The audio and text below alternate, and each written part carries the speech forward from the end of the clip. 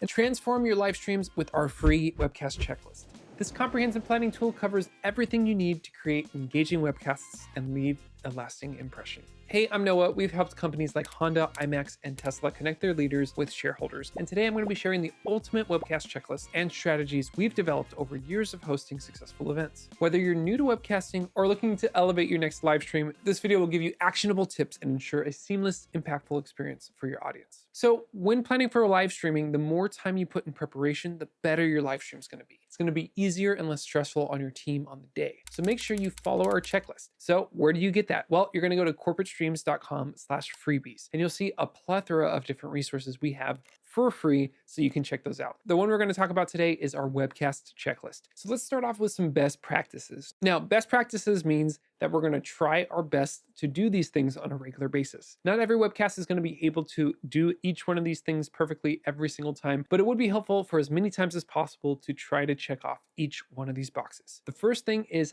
hardwired internet connection. Wi-Fi can be very spotty and inconsistent. And I know it works for a lot of team calls and Zoom calls that people do, but if you want the highest quality live stream with the least chance of failure, you want to go hardline internet, even in 2025 and beyond. Cameras should be around eye level, and the presenter should fill the screen. Light the presenter's face so we can clearly see them. Don't show any bright windows in the background, and don't sit directly under an overhead light. Use the highest quality mic you can get your hands on. Ideally, it should be a corded mic and close to the source or your mouth as possible. Now, we say a wired mic because that also ensures the lowest chance of failure. The higher end gear is reliable and rock solid, so you can have the luxury of a wireless setup if you're using high-end equipment. For the office or a DIY setup, you're probably going to want that wired lav because the cheaper wireless solutions are just not going to perform as well. Make sure you test links and websites before you go live. That way you make sure everything is working properly and you don't have any fail points that lead your audience astray. On your broadcast computer, make sure you close all other programs. These background tasks can eat away at your computer's processing power,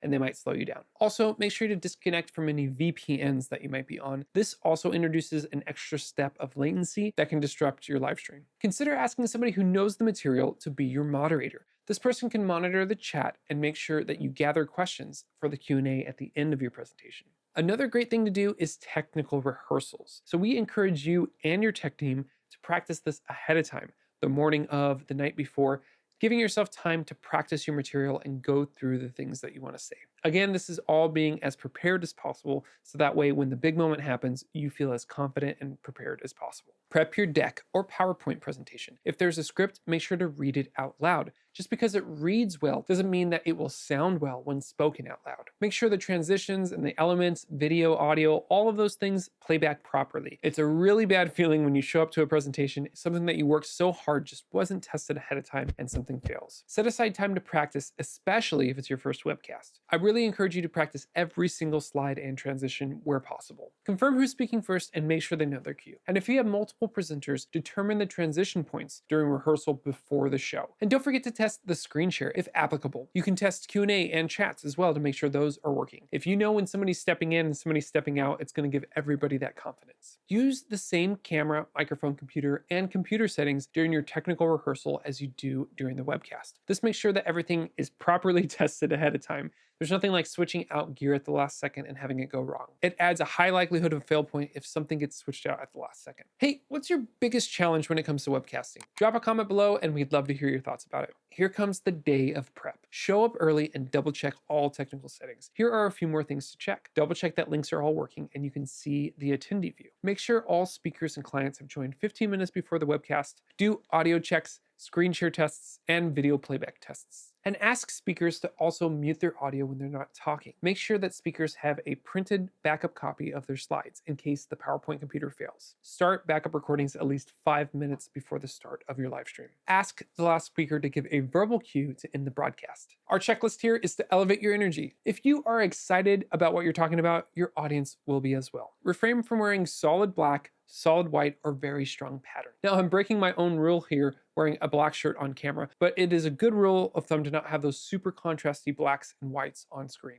Use complementary colors and consider matching accordingly. Start with a smile and try to elevate your energy during your presentation. Review and improve. Now, this is something a lot of people miss, and it's the feedback loop, and it's actually one of the most important things to making great webcasts. Feedback is one of our favorite words. Ask friends, colleagues, or other trusted associates to give a honest review of your presentation. Never stop improving with these tips. Take time to watch the whole presentation. Take note on which parts were boring or slow. Review any technical issues. Elevate transitions between sections, presenters, and see if you can improve.